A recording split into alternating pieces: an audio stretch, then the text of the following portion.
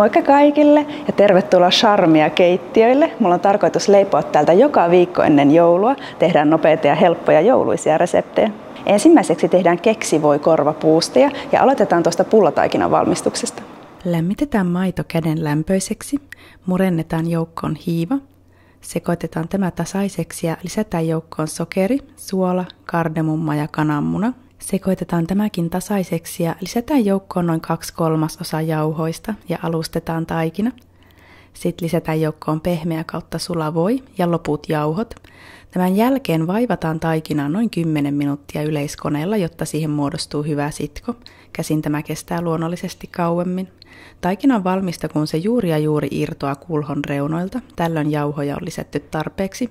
Kannattaa varoa lisäämästä liikaa jauhoja, koska tällöin pullista tulee kovia.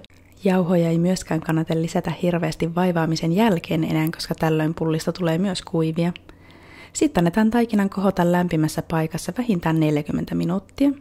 Sitten taikina on valmis leivottavaksi.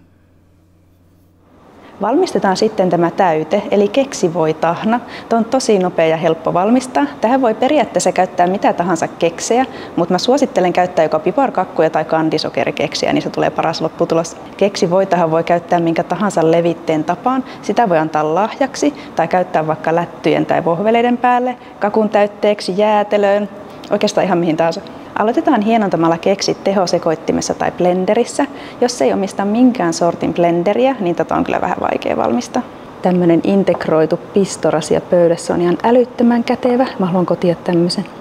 Sitten ne joukkoon lisätään purkillinen kondensoitua maitoa ja pehmeää kautta sulaa voita. Ja sekoitetaan tämä tasaiseksi massaksi ja näin on keksivoi valmis.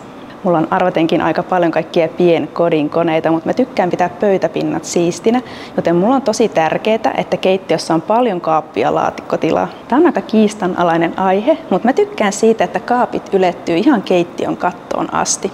Mulle se kaappitila on niin tärkeää, mutta kannattaa vähän miettiä, mitä sinne yläkaappeihin laitetaan. Sinne ei kannata laittaa semmoisia tavaroita, joita ehkä joskus käyttää. Tällöin niitä ei ikinä tule käytettyä. Sinne kannattaa laittaa vaikka sesonkituotteita, esimerkiksi Halloween tai joulukoristeita, tai jotain leivontatarvikkeita, joita tarvii vain jouluna, esimerkiksi piparkakkumuotit. Semmoisia tavaroita, joita varmasti tulee tarvitsemaan vuoden aikana, mutta joita tarvii harvoin. Mä tykkään työskennellä saarekkeella, joka on mahdollisimman iso, koska siitä ylettyy näppärästi keittiön joka paikkaan. Liesi olisi hyvä olla siinä lähellä, mutta vesipiste mielellään takana. Uunihan monesti on lieden alapuolella, mutta kannattaa vähän miettiä, pitäisikö se uuni sittenkin laittaa tälle korkeudelle, niin ei tarvitse kumartua sitten, kun sitä käyttää.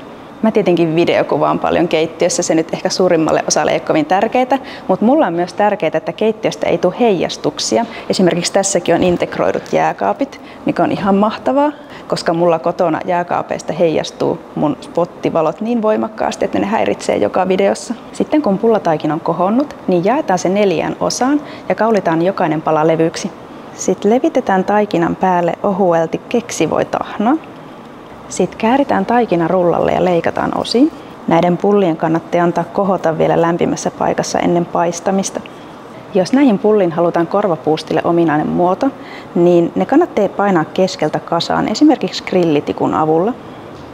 Jos tämä tikku meinaa jäädä kiinni taikinaan, niin tämä voi vähän sivellä vehnäjauhoilla. Tämä keksi voi leviää uunissa hieman. Nämä pullat kyllä pysyy kasassa, mutta jos se jotenkin ahdistaa, niin pullat voi paistaa muffinivuissa. Korvapuustit kannattaa aina paistaa melko kuumassa lämpötilassa ja nopeasti. Tällöin niiden sisuus pysyy ihanan pehmeänä ja mehevänä. Nyt näiden pullien annetaan kohota vielä lämpimässä paikassa liinan alla ja sitten paistetaan 225 asteessa 10-15 minuuttia. Näin on pullat valmiit.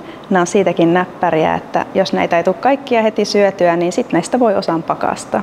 Ensi viikolla leivotaan uudelleen tällä Charmia keittiöllä. Oikein ihanaa joulun odotusta kaikille. Moi moi!